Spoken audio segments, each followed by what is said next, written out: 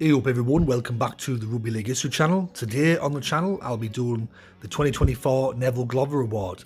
This is the second oldest award on the channel. It predates the YouTube channel, goes all the way back to 2016.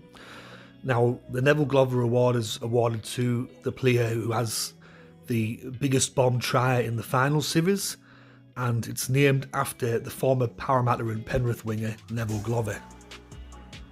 Glover made 121 first grade appearances for Parramatta and scored 54 tries. He also represented New South Wales and Australia. But unfortunately he's best remembered in some circles for potentially costing Parramatta the 1976 Grand Final. Towards the back end of the game, Parramatta did a backline move which went out to the right.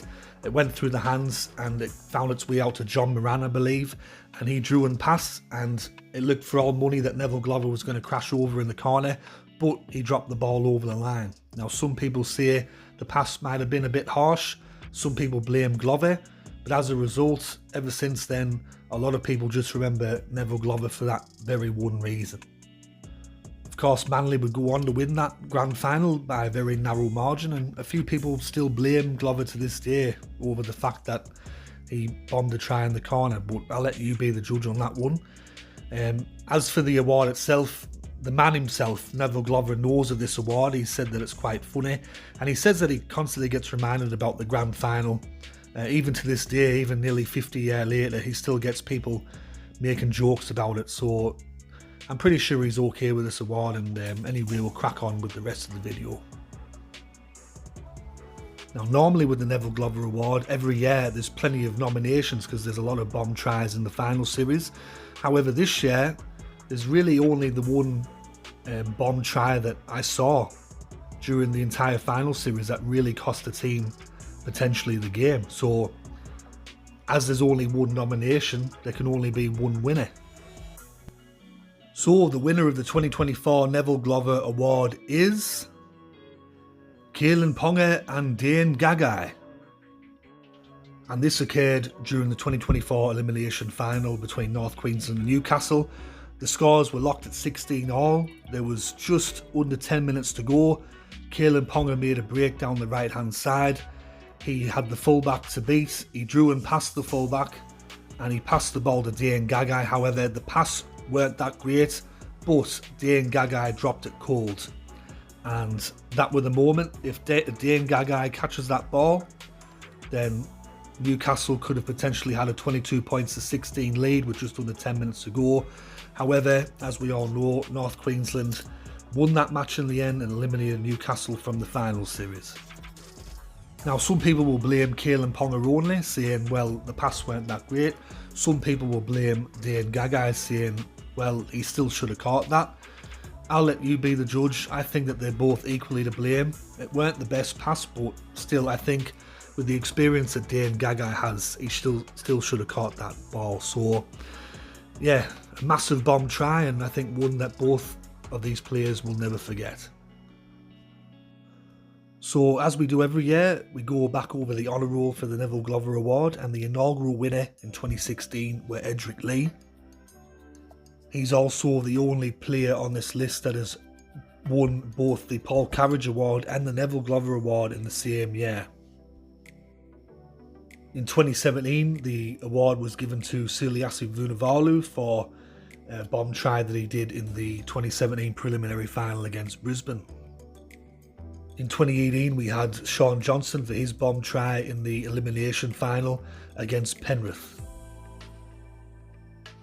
In 2019, the award went to Cody Walker for his bomb try in the preliminary final against Canberra, and that were a pretty costly bomb try in the end. In 2020, we had the first joint winners, Kurt Capewell and Josh Mansour, for their bomb try in the preliminary final that year against South Sydney. Luckily for them though, it didn't cost them the match.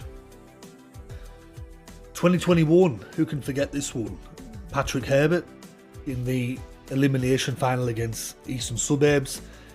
This were a massive bomb try, and like anyone else on this list, this one's probably affected the player the most because Patrick Herbert pretty much vanished off the face of the planet after this game. He hardly ever played first grade again, I think. So yeah, Patrick Herbert in 2021.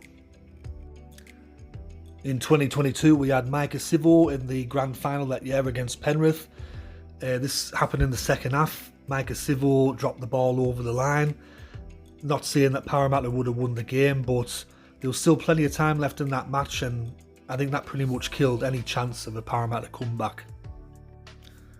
And last year it was another joint winner, Trent Liero and Justin Olam, in the preliminary final against Penrith.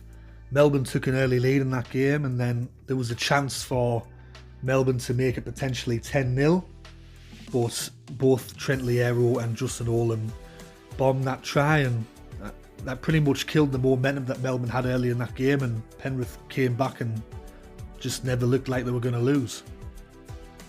And a retrospective winner, the 99 NRL Grand Final, Anthony Mundine.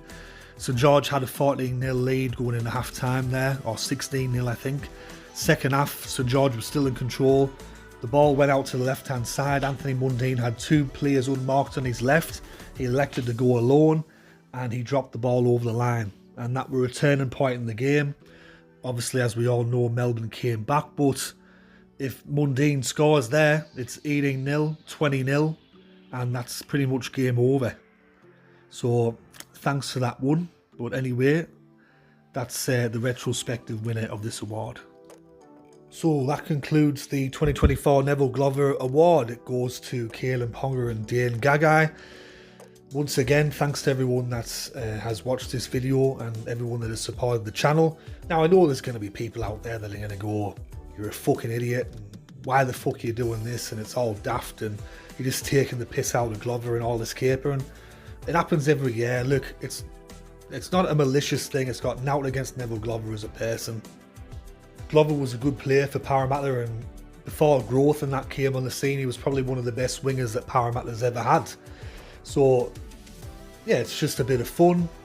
It's not to be taken too seriously. If you do get upset about these type of videos, then maybe my channel's not for you. But I mean, I guess I'm doing the right thing. I'm nearly at 6,000 subscribers there. There are people out there that like me, so I thank everyone that's subscribed to the channel and continues to support me. So anyways, this has been Rugby League History, and I will catch us all later in the next video. Alright, tatty bye for now.